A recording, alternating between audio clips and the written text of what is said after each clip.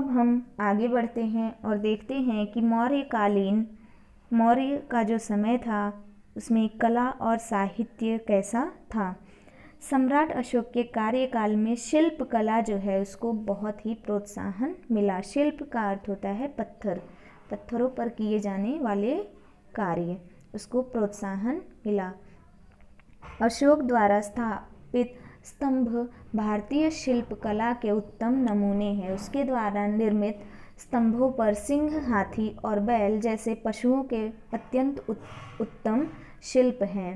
इस पे आप देख पा रहे होंगे, इस पे सिंह, हाथी और बैल जैसे पशुओं के शिल्प बनाए गए हैं।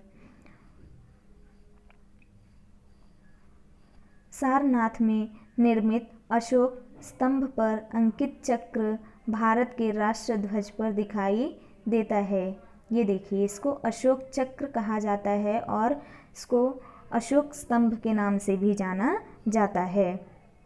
और ये सारनाथ में निर्मित किया गया है। इस स्तंभ पर चारों ओर सिंह अंकित हैं, परंतु सामने से देखते समय उनमें से 3 सिंह ही दिखाई देते हैं, क्योंकि पीछे की तरफ जो है वो हमें नहीं दिखाई देगा। तो इस तरीके से 3 ही सिंह दिखाई देते हैं। यह भारत की राज मुद्रा है, अशोक के कार्यकाल में उकेरी गई। इसके पहले हम ये देख लेते हैं कि ये जो अशोक स्तंभ है, अशोक चक्र है, ये हमें कहाँ कहाँ दिखाई देता है।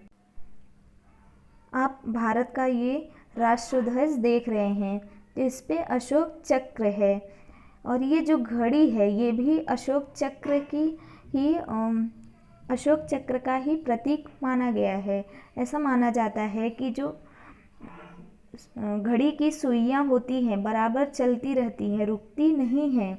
तो ठीक इसी तरह से ये जो अशोक चक्र है ये चलता रहता, जैसे घड़ी की सुइयां चलती रहती हैं, ठीक उसी प्रकार से हमारा जीवन भी चलते रहना चाहिए। भारत की मुद्रा देख पा रहे होंगे, इस पे अशोक स्तंभ बना हुआ है, अशोक चक्र भी है, सिंह, बैल भी अंकित हैं, हाथी नीचे की तरफ देख पा रहे होंगे उस पे अंकित किए गए हैं, सत्यमेव जयते भी लिखा गया है। तो भारत के हम जितनी भी मुद्राएं देखते हैं उस पर अशोक स्तंभ जो है वो अंकित रहता है।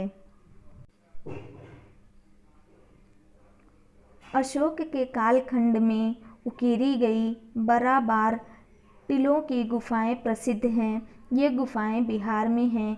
भारत की गुफाओं में यह गुफा सबसे प्राचीन गुफा जो है वो मानी जाती है। कौन सी गुफा? बराबार की। बराबार पहाड़ी की गुफाएं, ये देखिए गुफा मंदिरों का सामान्य दृश्य इस तरीके से दिखता है। बराबार पहाड़ों में मौर्य वास्तुकला, लोमस ऋषि की कुटी, इस तरीके से हम देख सकते हैं कि जो बराबार की गुफाएं हैं ये गुफाएं बहुत ही प्राचीन गुफा मानी गई हैं। तो इस तरह से सम्राट अशोक के कार्यकाल में जनजीवन, कला और साहित्य बहुत ही अच्छी स्थिति में था।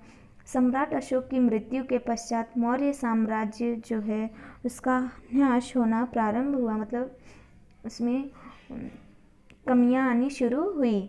मौर्य कालखंड के बाद भारत में अनेक राज्य उदित हुए, कुछ साम्राज्यों का भी उदय हुआ।